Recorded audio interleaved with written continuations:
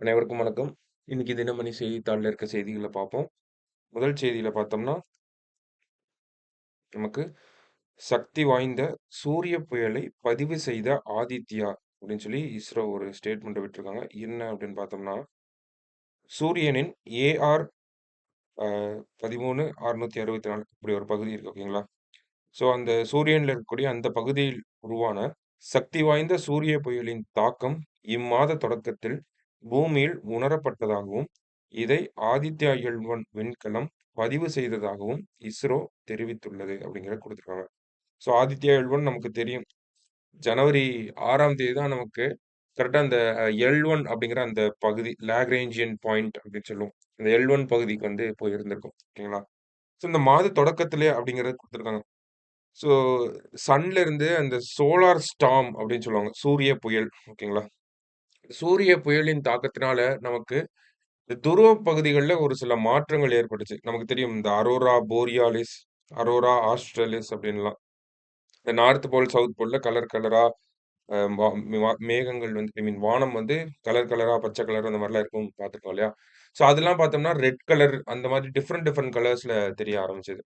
அதே மாரி பார்த்தோம்னா, துருவ பகுதிகள்ல செல்லக்கூடிய விமானங்களும் வந்து வேற பாதைக்கு மாற்றி விடப்பட்டுச்சு. என்ன காரணம் அப்படின்னு பார்த்தோம்னா, இந்த சோலார்லேருந்து வரக்கூடிய எக்ஸ் கதிர்கள் அப்படின்னு சொல்லுவாங்க. எக்ஸ்ரே கதிர்கள் வந்து அதிகமா வர ஆரம்பிச்சுது. ஓகேங்களா? இந்த சோலாரோட அந்த சோலார் புயல் ஐ மீன் சோலார் ஸ்டார்ம்னால சூரிய புயல்னால. ஸோ அத வந்து ஆதித்யா எல்-1 டிடெக்ட் பண்ணியிருக்கு அப்படிங்கிறது தான் இந்த செய்தி. ஓகேங்களா?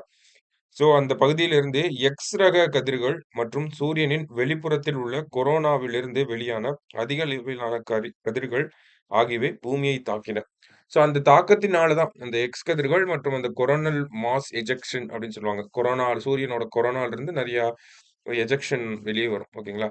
ஸோ அதெல்லாம் வந்து பூமியோட அந்த அயனோஸ்பியர் அயனி மண்டலம் அப்படின்னு சொல்லுவாங்கல்ல, அந்த இடத்துல ஒரு சில மாற்றங்கள் ஏற்பட்டுச்சு.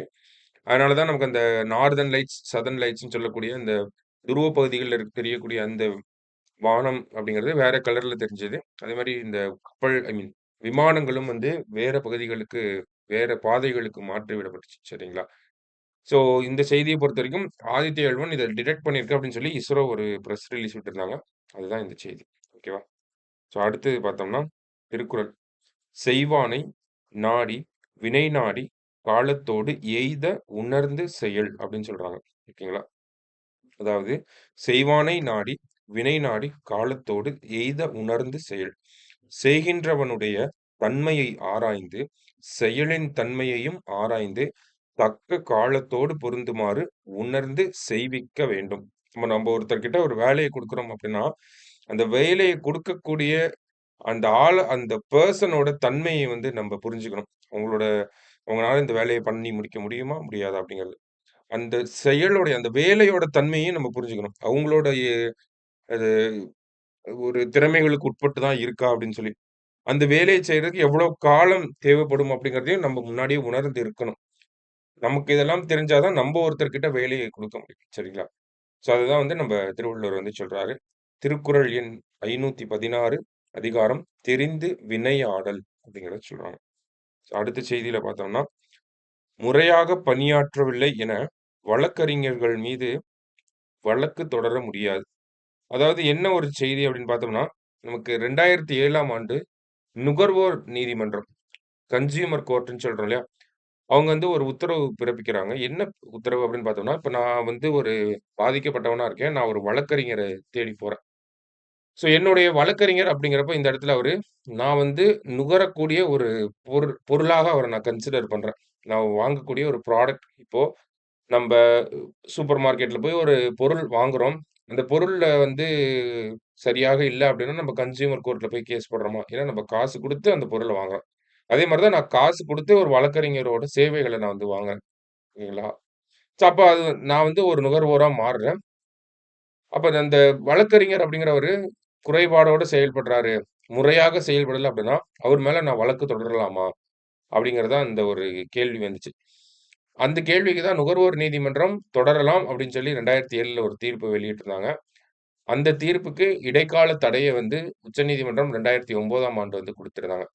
ஸோ அந்த வழக்கினுடைய தீர்ப்பு 2024ல வந்திருக்கு. ஸோ அந்த தீர்ப்ப தான் நம்ம இந்த இடத்துல சொல்லியிருக்கோம். முறையாக பணியாற்றவில்லை என வழக்கறிஞர்கள் மீது நுகர்வோர் நீதிமன்றங்களில் வழக்கு தொடர முடியாது அப்படின்னு சொல்லி உச்சநீதிமன்றம் சொல்லியிருக்காங்க. அவர்களை நுகர்வோர் பாதுகாப்பு சட்ட வரம்புக்குள் கொண்டு வர இயலாது அப்படிங்கிறதையும் சொல்லியிருக்காங்க. நுகர்வோர் பாதுகாப்பு சட்டம் கன்சியூமர் புரொடெக்ஷன் ஆக்ட் 1986ல வந்திருக்கும். பின்னர் 2019ஆம் ஆண்டு அந்த சட்டம் திருத்தவும் பட்டுச்சு. சரிங்களா? அமெண்ட்மென்ட் பண்ணியிருந்தாங்க.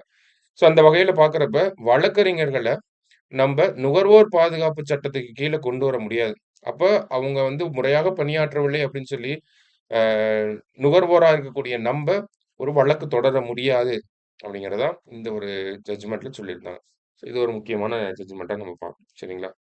ஸோ மத்தபடி பார்த்தோம்னா, இன்றைய செய்தித்தாள்ல இந்த 3 செய்திகள் தான் நமக்கு முக்கியமா இருந்துச்சு. மீண்டும் நாளை செய்தித்தாள் வாசிப்புல சந்திக்கலாம். நன்றி.